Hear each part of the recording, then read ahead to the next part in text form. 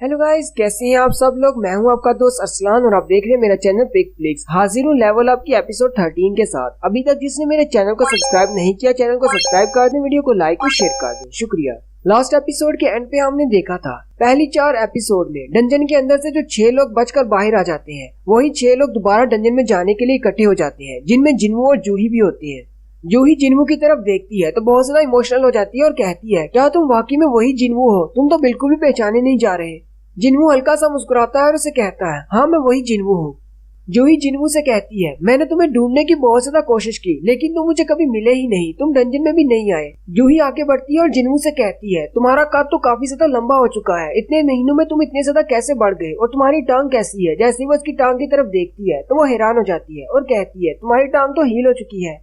जिन्वो अभी जूही को इस बारे में बताने लगता है, उसी वक्त सामने आकर एक गाड़ी रुकती है और उसमें से 3 क्रिमिनल्स निकलते हैं। वो निकलते ही इन दोनों से कहते हैं, यहाँ पर तो एक रोमांटिक सीन चल रहा है, क्या यहाँ पर कोई मूवी या ड्रामा बनने वाला है? यहाँ पे ट्रेंड बदल चुका है, अब हंटर्स भी एक दूसरे को डेट करने लगे हैं। उनके साथ एक ऑफिसर भी होता है, ये वही बी रैंक का हंटर है जिसने पैसे लिए थे। वो उनसे कहता है, अपनी बकवास बंद करो, तुम लोग यहाँ पर पिकनिक पर नहीं आए। उनमें से एक क्रिमिनल आगे बढ़ता है और जूही के पास से गुजरते हुए उसे कहता है, डंजन के अंदर हमारा भी ख्याल रखना। मिस्टर सॉन्ग भी हैरान होकर कहते हैं, आखिर यहाँ पर चल क्या रहा है? ये क्रिमिनल्स यहाँ पर क्यों हैं? उसी वक्त गिल्ड की तरफ से एक लड़का आता है और उनसे कहता है, मुझे माफ कर दे, मैं लेट हो गया। मिस्टर सॉन्ग उसे कहते हैं, पहले मुझे बताओ यहाँ पर चल क्या रहा है? वो लड़का मिस्टर सॉन्ग से कहता है, ये तीनों क्रिमिनल्स भी आज की रेड में तुम लोगों के साथ डंजन के अंदर जाएंगे। मिस्टर सॉन्ग से सुनकर बहुत ज्यादा गुस्सा हो जाते हैं और उसे कहते हैं, तुम्हें क्या लगता है क्या हम क्रिमिनल्स के साथ रेड पर जाएंगे? वो लड़का मिस्टर सॉन्ग से कहता है, चाहे वो क्रिमिनल्स हैं, लेकिन वो है तो हंटर्स ही, और ऐसा तो पहले भी बहुत बार हो चुका है कि ऐसे हंटर्स जो कि क्रिमिनल्स होते हैं, उन्हें डंजन के अंदर भेजा जाता है ताकि उनकी सजा को माफ किया जा सके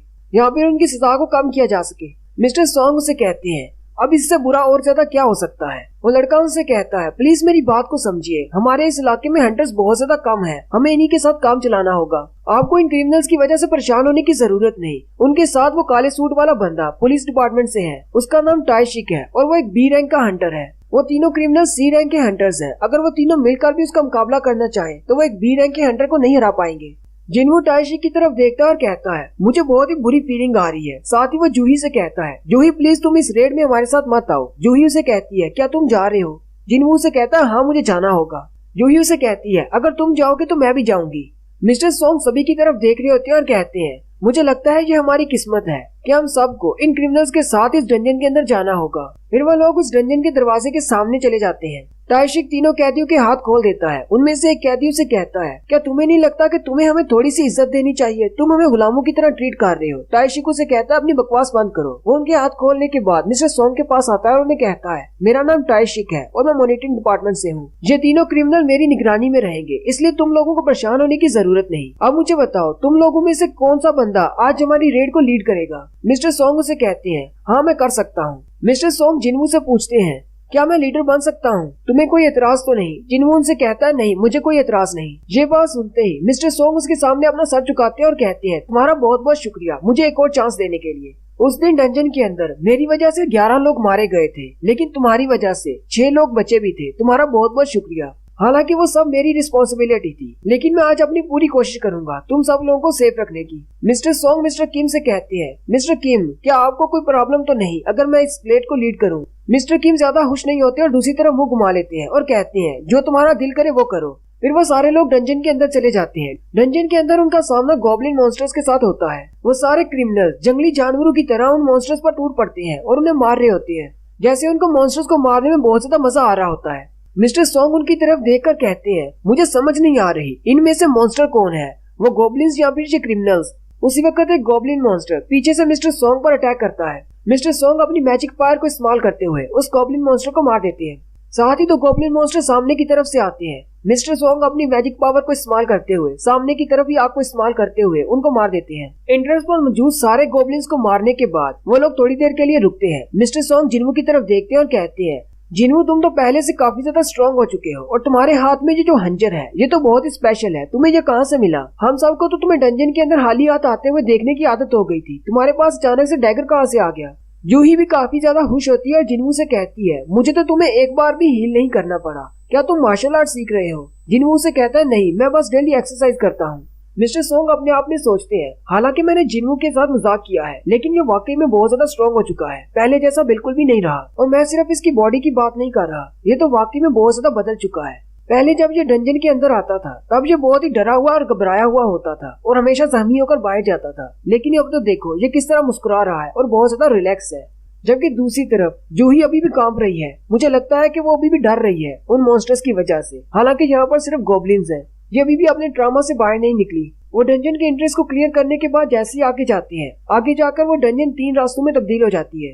ताइशिक उनसे कहता है, इस डंजन का रैंक लो है, क्यों ना हम लोग 3 ग्रुप्स बना ले, इस तरह हम लोग जल्दी से इस डंजन को क्लियर कर पाएंगे। मिस्टर सोंग ताइशिक से कहते हैं, अच्छा ठीक है, चलो ग्रुप्स बनाते हैं।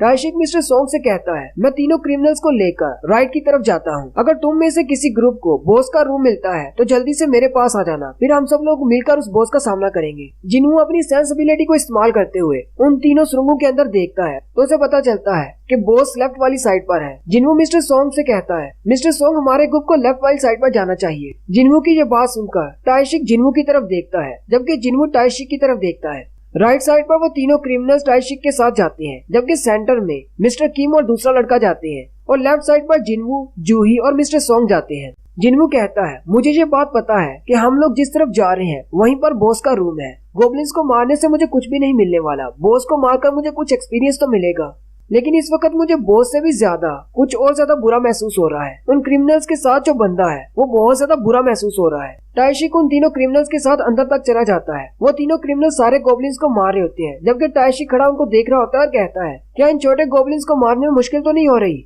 वो क्रिमिनल्स उसे कहते हैं, नहीं ये तो बहुत ज्यादा आसान है, ऐसे छोटे मोटे गोब्लिन्स तो हमारे सामने कुछ भी नहीं। ताइशिक गोब्लिन्स के बारे में बताता है और कहता है, गोब्लिन्स की पावर लेवल एक अडल्ट इंसान के बराबर होती है, जबकि इनके ब्रेन का साइज बिल्कुल एक बच्चे जैसा होता है। इसलिए या तो ये आगे से हमला करते हैं या फिर पीछे से या फिर झुंड बनाकर। बिल्कुल वैसे ही अगर तुम इंसानी बच्चे को एक हथियार पकड़ा दो तो वो भी बिल्कुल गोब्लिन्स की तरह ही बिहेव करेगा। और ये बात भी बिल्कुल सच है कि अगर किसी बच्चे को हथियार पकड़ा दिया जाए तो वो किसी भी इंसान को मार सकता है। मेरी नजर में इंसानों और मॉन्स्टर्स के दरमियान कोई भी फर्क नहीं, मेरे लिए तो दोनों ही कीड़े मकोड़े हैं। ताइशिक क्रिमिनल से पूछता है, क्या तुम लोग बच्चों को मार सकते हो? वो क्रिमिनल्स उसे कहते हैं, ये किस किस्म का सवाल पूछ रहे हो? ताइशिक हंसते हुए उनसे कहता है, हाँ तुम लोगों ने बिल्कुल ठीक कहा, ये बहुत ही अजीब सा सवाल है। चलो मैं तुम्हें एक और अजीब बात बताता हूँ। इस डंजन के अंदर तुम्हें 100 बच्चों का सामना करना होगा।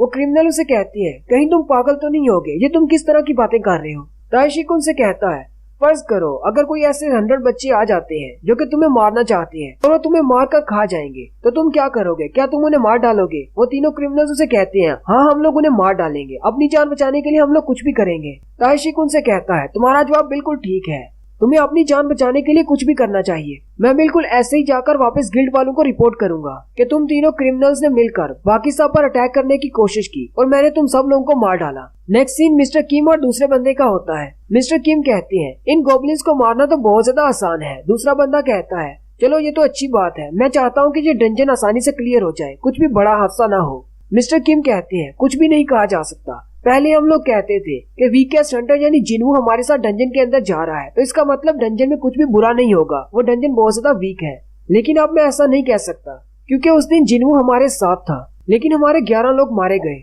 मिस्टर किम कहते हैं, मैंने डिसाइड कर लिया है, इस रेड के खत्म होने के बाद मैं जिनवू के पास जाऊंगा और अपना सर झुकाकर उससे माफी मांगूंगा। मिस्टर किम दूसरे वाले से पूछते हैं, क्या तुम्हें शर्मिंदगी महसूस नहीं होती क्योंकि तुम भी तो उस डंजन से भाग गए थे? मुझे लगता है कि हम दोनों को उनसे माफी मांगनी चाहिए क्योंकि हम लोग हंटर्स हैं और हंटर होते हुए हमने अपने दोस्तों को उस डंजन में मरने के लिए छोड़ दिया और अपनी जान बचाकर वहाँ से भाग आए। अगर हमें फ्यूचर में इस तरह अपने काम को जारी रखना है तो हमें उनसे माफी मांगना होगी। लेकिन मुझे नहीं लगता कि मिस्टर सोंग मुझे माफ करेंगे या फिर जिनवू मुझे माफ करेगा, लेकिन फिर भी मुझे उनसे माफी मांगनी है ताकि मेरे दिल का बोझ हल्का हो सके। दूसरा बंदा मिस्टर किम से कहता है, हमारे पास ज्यादा टाइम नहीं है, चलो आगे चलते हैं, हम दोनों यहाँ पर अकेले हैं, हमें बहुत ही एहतियात करना होगी।